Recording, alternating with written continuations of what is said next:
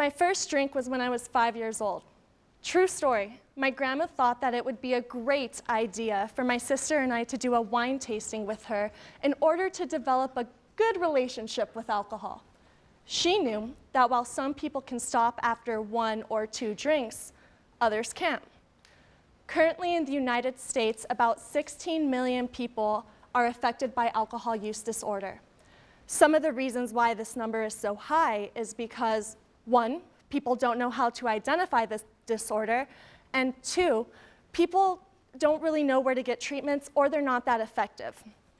One of the characteristics that I'm interested in is this idea of compulsive intake, or drinking despite negative consequences. So in humans, this could be drinking despite losing a job, drinking despite getting in a car crash, drinking despite being arrested. You see where I'm going here.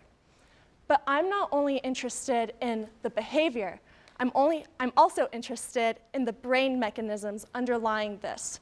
So in order to study that, I use a mouse model. Essentially, I become a mouse bartender.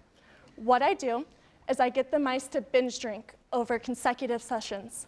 Then, once they are at a certain level, I add quinine, a bitter tasting substance, in tonic water, which is in a gin and tonic, so you've all tasted it. Many people like it, but mice really hate it.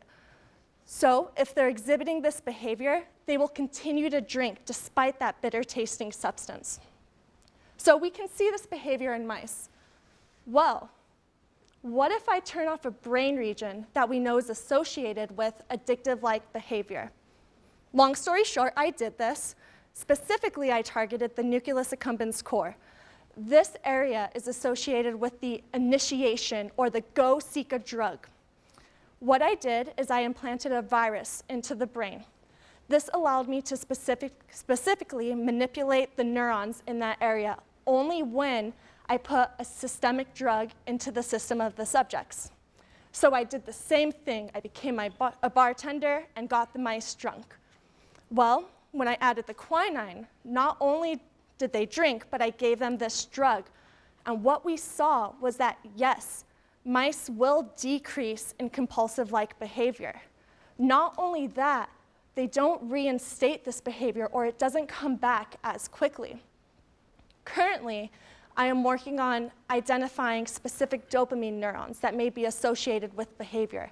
My hope is that by doing this work, that we will not only understand and identify neural mechanisms involved with compulsive drinking, but also raise awareness for this critical characteristic involved in alcohol use disorder. Thank you.